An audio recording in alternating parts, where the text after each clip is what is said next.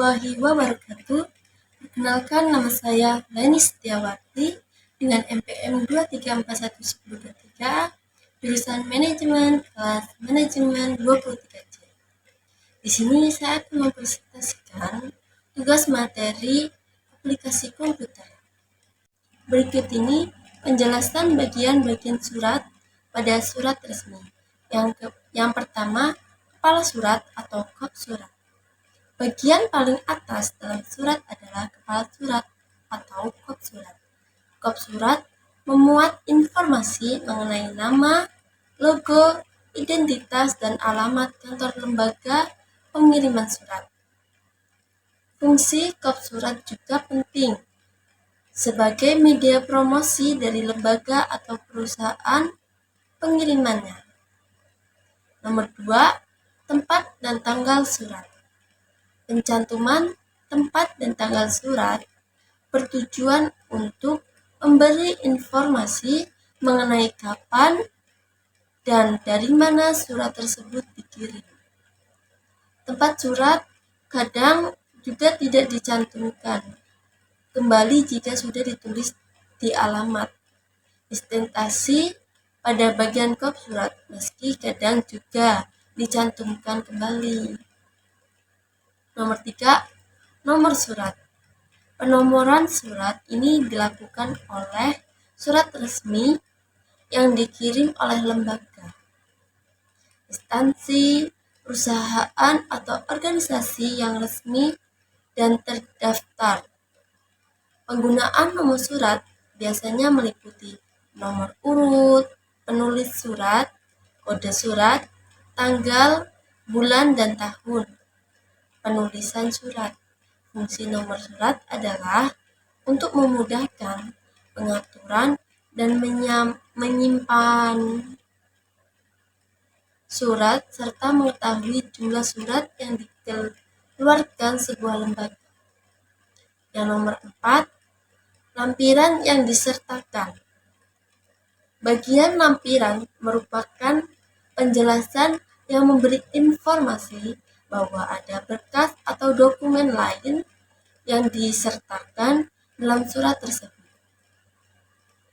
Jika semisal tidak terdapat berkas atau dokumen yang dilampirkan, maka bagian lampiran ditiadakan. Penulisan lampiran yang disertakan bisa disebut jumlah lembar, eksemplar, atau cukup jumlah berkasnya dengan bentuk huruf. Jika lebih dari 10, maka ditulis dalam bentuk angka. Nomor 5, hal atau perihal. Fungsi bagian hal dalam surat adalah memberi petunjuk pada pembaca tentang kepentingan dan isi pokok dalam surat tersebut. Singkatnya, hal atau perihal hampir sama dengan judul pada surat berjudul. Tata cara penulisan hal atau perihal yaitu tidak ditulis dalam huruf kapital keseluruhannya, tapi pada huruf pertama kata utamanya saja. Di akhir hal atau perihal juga tidak perlu diberikan tanda titik. Nomor 6, alamat tujuan. Alamat tujuan juga menjadi salah satu bagian surat, yaitu alamat yang dituju dalam pengiriman surat. Terdapat 2 alamat tujuan yang ditulis, yakni alamat luar yang ditulis di sampul surat serta alat dalam yang ditulis di bagian dalam kertas surat. Pada alamat di bagian surat harus ditulis secara lengkap, sedangkan di bagian dalam alamat tujuan boleh ditulis sebagian saja. Biasanya juga ditunjukkan oleh orang atau instansi yang dituju dalam menggunakan kata-kata seperti Bapak atau Ibu atau YTH. Nomor 7, salam pembuka. Fungsi salam pembuka adalah untuk membuka pembicaraan dalam surat sesuai adab sopan santun.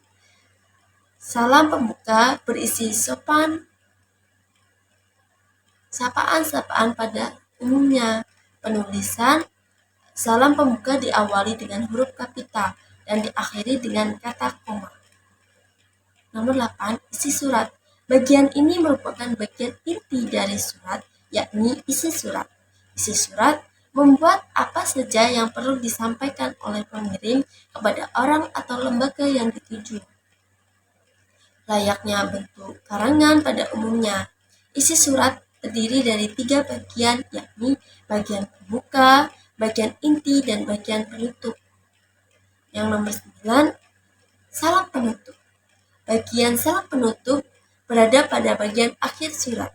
Salam penutup digunakan sebagai ucapan salam akhir untuk menambah kesantunan dalam berkirim pesan. Meski tidak harus ada penulisannya diawali huruf kapital dan diakhiri oleh tanda koma. Nomor 10 yakni nama pengirim dan tanda tangan. Pada bagian bawah surat harus terdapat nama pengirim beserta tanda tangan. Nama yang tercantum adalah nama lengkap atau nama terang dari pengirim atau orang yang bertanggung jawab pada pengiriman surat tersebut. Selain itu juga dibubuhi tanda tangan dari pengirim.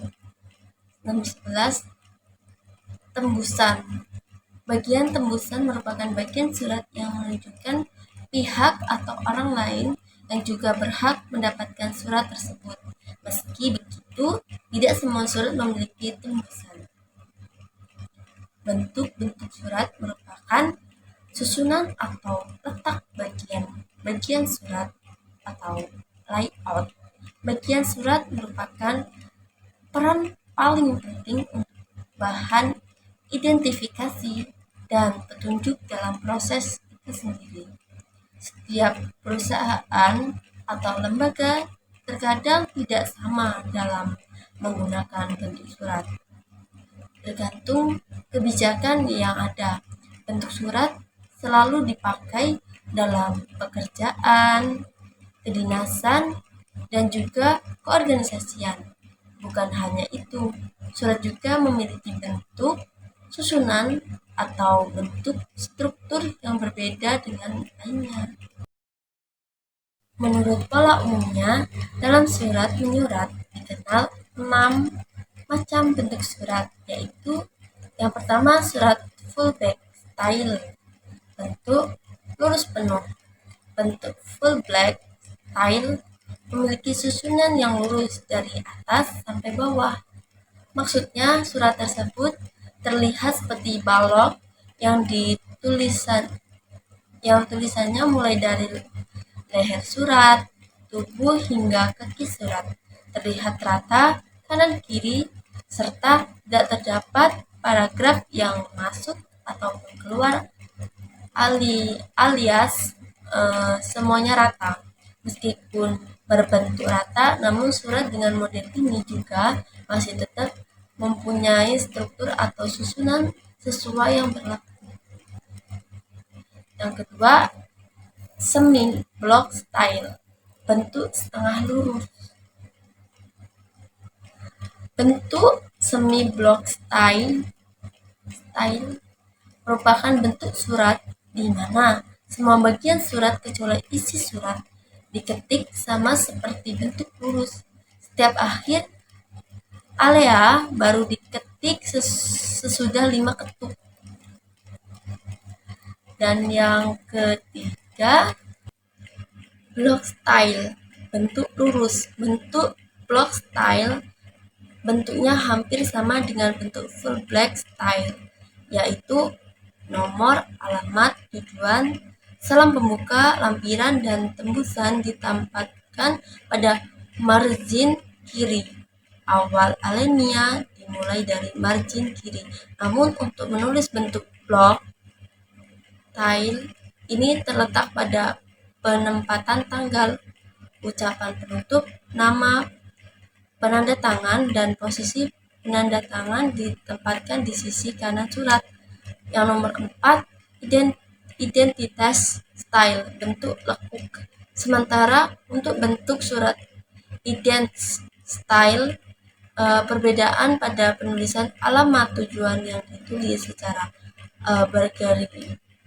bergerigi model ini artinya pada pertama dari bentuk surat dimulai dari margin kiri. Kemudian untuk baris keduanya menjorok masuk 5 hentakan, lalu untuk baris selanjutnya masuk lagi 5 hentakan dan seterusnya. Pada bentuk ini terdapat ciri khas, yakni karakter tempat dan tanggal, nama, jabatan, dan penutup diketik pada sebelah kanan. Sedangkan pada isi surat di setiap bergantian alinea baru, pengetikannya masuk ke dalam sebanyak 5 hentakan. Bentuk identitas style ini hanya cocok digunakan untuk surat yang alamatnya singkat. Jadi tidak semua surat dapat menggunakan bentuk surat ini ya. Nomor 5, hang paragraph style. Bentuk alinea menggantung. Bentuk alinea menggantung bisa disebut juga sebagai hang paragraph style. Setiap bentuk alinea di surat menggantung ditulis secara menggantung. Jadi hanya di awal alinea saja yang dimulai dari margin kiri. Pada baris-baris berikutnya dimulai menjorok ke dalam sejauh 5 hentakan dari margin kiri. Yang keenam, official style, bentuk resmi. Bentuk official style terdapat perusahaan sehingga menjadi 2 jenis bentuk surat, yaitu bentuk surat resmi, lama, dan baru. Pada bentuk tulisan gaya lama, alamat sejajar dengan perihal dan tempat menjorok 5 spasi. Lalu pada isi surat menjorok 5 apasi dan posisi. Penanda tanganannya berada di kanan. Untuk bentuk gaya baru, pada alamat tujuan dari isi surat ditulis di bawah. Huruf pertama nomor, lampiran, dan hal berada di belah kiri, menjorok 5 spasi. Untuk penulisan nama, jabatan, salam penutup, nama penanda tangan, tanda tangan, dan NIP dapat dimulai dari tengah kertas. Surat pribadi. Surat pribadi adalah surat yang digunakan untuk kepentingan pribadi. Surat resmi. Surat resmi adalah surat yang digunakan untuk kepentingan resmi baik perseorangan, instansi, maupun organisasi. Surat niaga. Surat niaga digunakan bagi badan yang menyelenggarakan kegiatan usaha niaga seperti industri dan usaha jasa. Surat ini sangat berguna dalam membangun hubungan dengan pihak luar, sehingga harus disusun dengan baik. Surat niaga terdiri atas surat jual beli, kwitansi, dan perdagangan, dan dapat dibagi atas surat niaga internal dan surat niaga eksternal. Salah satu contoh dari surat niaga adalah surat penawaran dan surat penagihan. Dan selanjutnya surat dinas. Surat dinas digunakan untuk kepentingan pekerjaan formal seperti instansi dinas dan tugas kantor. Fungsi dari surat dinas yaitu sebagai dokumen bukti tertulis, alat pengingat berkaitan fungsinya dengan arsip, bukti sejarah atas perkembangan instansi, dan pedoman kerja dalam bentuk surat keputusan dan surat instruksi. Surat lamaran kerja. Surat lamaran kerja adalah surat yang dibuat dan dikirimkan oleh seseorang yang ingin bekerja di sebuah kantor, perusahaan, ataupun instansi tertentu. Bagian-bagian surat resmi. 1. Kop surat. Nama lembaga atau instansi atau organisasi, logo, alamat, dan nomor telepon, serta website atau email. 2. Tanggal surat. 3. Nomor surat. 4. Lampiran. 5. Hal perihal. 6. Alamat tujuan. 7 salam pembuka, 8 isi surat, 9 salam penutup, 10 nama, jabatan, dan tanda tangan, 11 tembusan.